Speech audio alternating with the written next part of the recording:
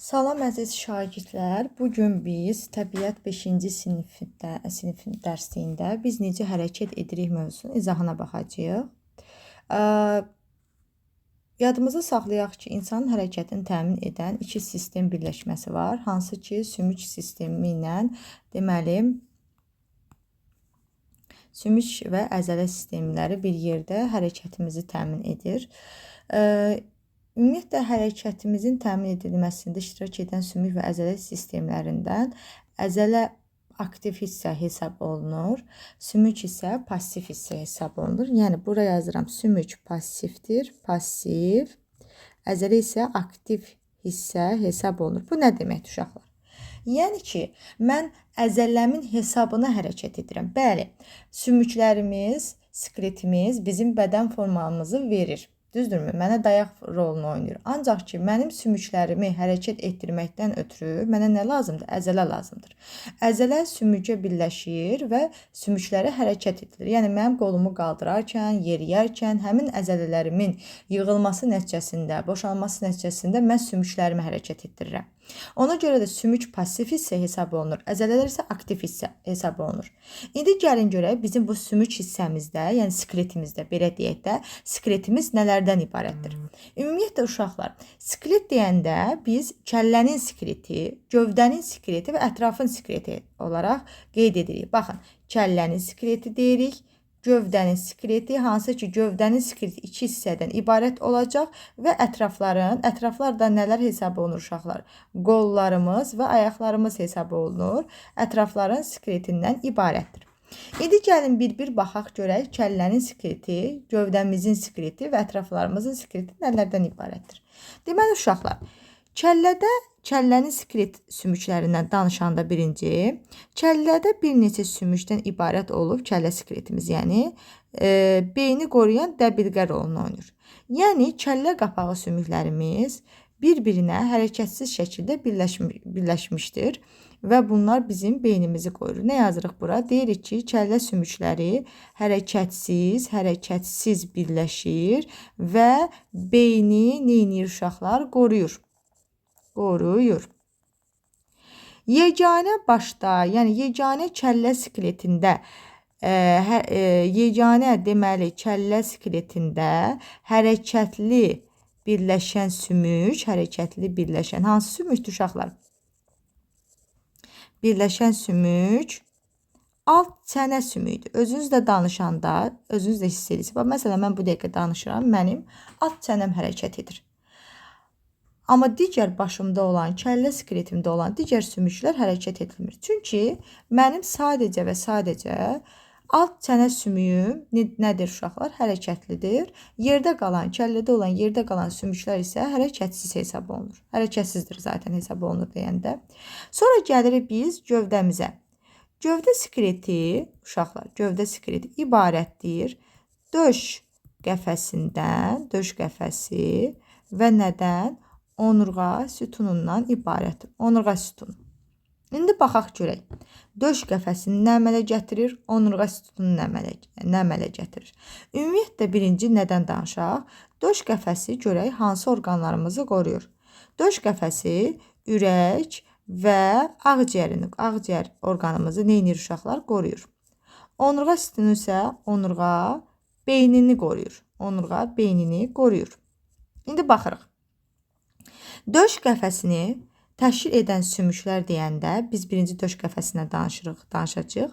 Döş qəfəsini təşkil edir 12 cüt qabırğa, plus bir dənə döş sümüyü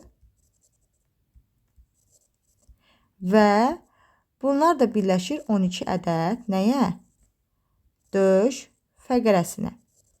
Uşaqlar, gəlin şəklə baxaq burada. Bax, burada döş qəfəsini sizin üçün qəşəngcənə veribdir. Özünüz görürsünüz, bu sümük tək döş sümüyü. Burada olan yaşıllar döş. Bunlar deməli qabırğalarımızdır. Qabırğalarımızın deməli bir ucu gəlib birləşir döş sümüyünə. Digər ucu isə gəlir burada nəyə birləşib uşaqlar? Nəyə birləşib? Döş fəqərəsinə birləşib. Görürsünüzmü?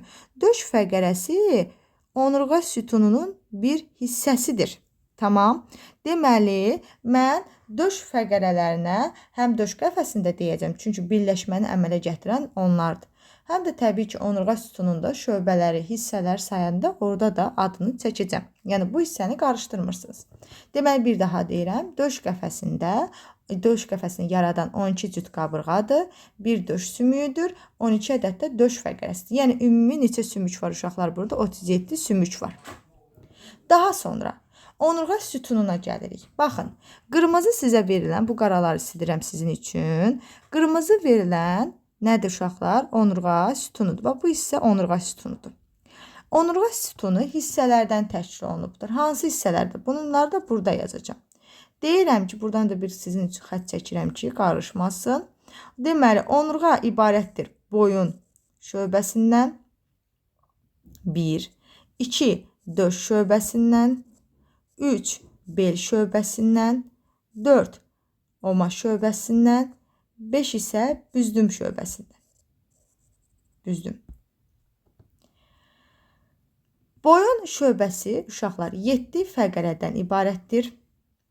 Döş şöbəsi 12 fəqərədən ibarətdir. Bel şöbəsi 5 fəqərədən ibarətdir. Oma şöbəsi isə 5 fəqərədən ibarətdir. Büzdüm isə biz burada 4-5 fəqərə dəyişə bilər, 4-5 fəqərə deyirik. Yəni, ümumi sayanda onurğa sütununda 33-34 dənə fəqərə olur. Yəni, 33-34 dənə sümük olur deyirsiniz. Yenə deyirəm, baxırsınız burada, bu hissəyə qədər boyun şöbəsidir, boyun hissəsidir. Bu hissəyə qədər döş hissəsidir. Bu hissəyə qədər deməli bel hissəsidir. Bu hissəsi oma və sonda isə büzdüm hissəsi mövcuddur. Yəni, bax, bu bizim onurğa sütunumuzdur. Mən keçəndə, yəni uşaqlara keçəndə hissə onurğa sütunumuzda hissələrini də izah edirəm, deyirəm və fəqərələrini də deyirəm ki, uşaqlar bilsin. Və ümumi də yenə dediyim kimi onurğa sütununda 33-34 fəqərə var deyirik. Yenə təkrar edirəm ki, döş qəfəsi ürək və ağciyərlərimizi qorudu, onurğa sütunu isə onurğa beynimizi qorudu deyirsiniz. Daha sonra dərslikdə bu şəkillərə diqqət edin uşaqlar. Ola bilər ki, testdə monitoringdə salsınlar. Yəni, hər an hər şey ola bilər. Ona görə bu hissəni dəqiqliklə oxuyun və yadımızda saxlayırıq. Yəni, şəkilləri yadda saxlayırsınız. Sonra gəlir sümük birləşmələri. Sümük birləşmələrində isə, baxın, burada da bayaqlar dediyim kimi, ümumiyyətlə sümük birləşmələr 3 sümük birləşmələri var. Biz burada hərəkətsiz sümük birləşməsinə danışırıq. Yarım hərəkətli və hərəkətli sümük birləşməsinə danışırıq. Yəni, deyəndə ki, neçə sümük birləşməsi var? Deyirsiniz ki, 3 dənə sümük birləşməsi var. Deyirsiniz ki, hərəkətsiz, deyirsiniz yarım hərəkətli və deyirsiniz ki, hərəkətli sümük birləşmələri var.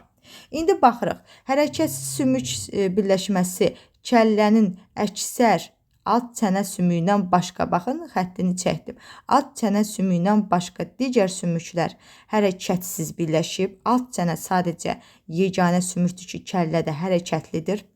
Onurğa sütunumun bütün sümükləri bir-birinə yarım hərəkətli birləşib. Yəni, müəyyən qədər hərəkətlidir. Tam hərəkətli deyə bilmirəm, yarım hərəkətlidir.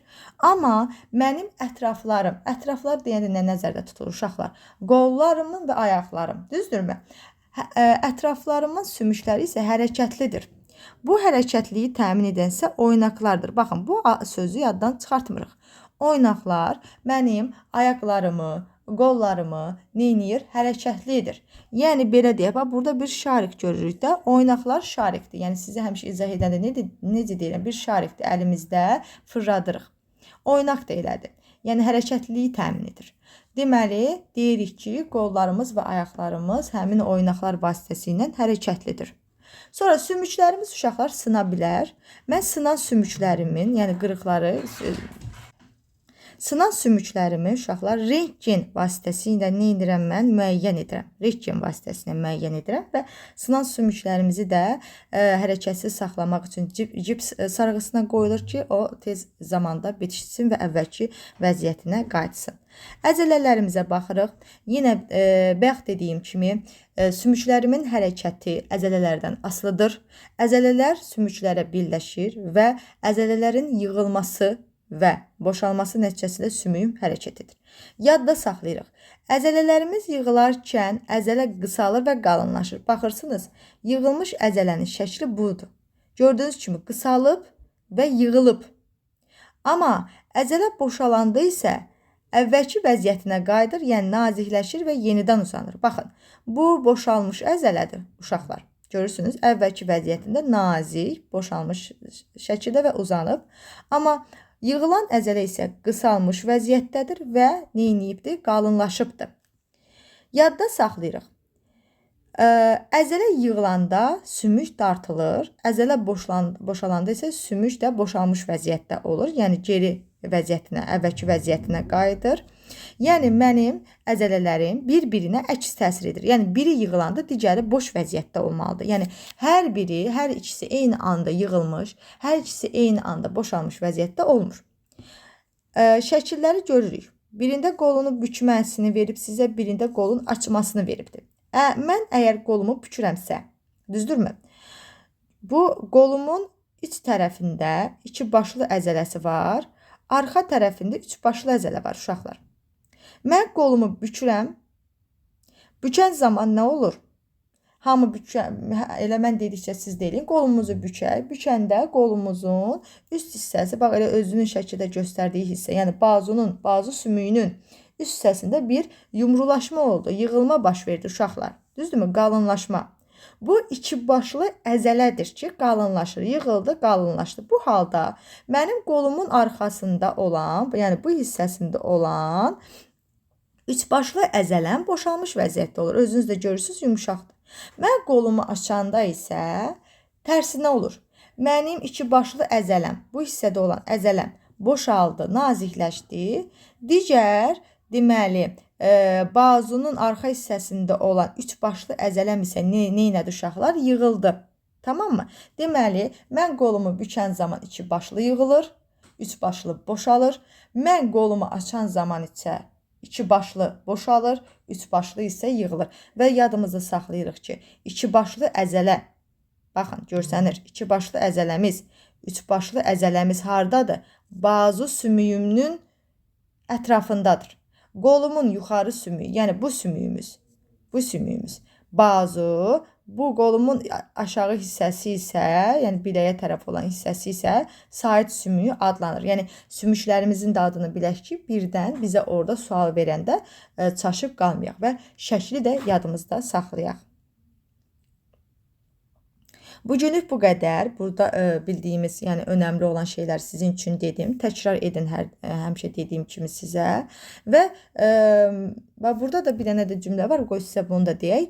Yazıb ki, bəzi əzələlər sümüklərə birləşmir. Ürək, mədə, bağırsaq kimi orqanlarda sümüklərə birləşməyən əzələlər var. Bəli uşaqlar, bu nə deməkdir? Mənim sümüyə birləşən əzələlərim mənim tabeliyimdə olan əzələlərdir. Yəni mən istəsəm qolumu açıram, istəsəm qolumu yığıram. Amma mənim daxili orqanlarımda olan əzələlər isə mənim tabeliyimdə deyil. Birbaşa olaraq ona sinir sistemi əmr göndərir, baş beyin. Yəni mən sizdən hal-hazırda danışdığım yerdə mənim ürəyim hərəkət edir də, işləyir, qan vurur. Mən ona demirəm ki, qanı vur, yaxud da qanı vurma, və yaxud da mən demirəm ki, məsələn, mədəmə işlə və yaxud da işləmə. Bunu mənim beynim özü idarə edir. Özü idarə edirsə, deməli, oradakı əzələlərimiz sümüyə birləşməyib. O orqanın içərisindədir və mənim tabeliyimdə deyil. Sümüyə birləşən əzələlərim mənim tabeliyimdədir. Mən idarə edirəm. Təbii ki, burada da sinir rol oynayır, amma mənim tabeliyçiyimə verib də, mənim idarəmə verib. Amma daxili orqanlarım, yəni ürəyimdir, mədəmdir, bağırsağımdır və s. və ilaxır. Daxili orqanlarımın isə idarəsini sırf beyin özü edir. Yəni onun tabeçiliyini mənə vermir. Bunu da belə izahını verək. Bəli, bu günlük indi bu qədərdir dərsimiz. İnşallah gələn dərsimizin izahında görüşərik.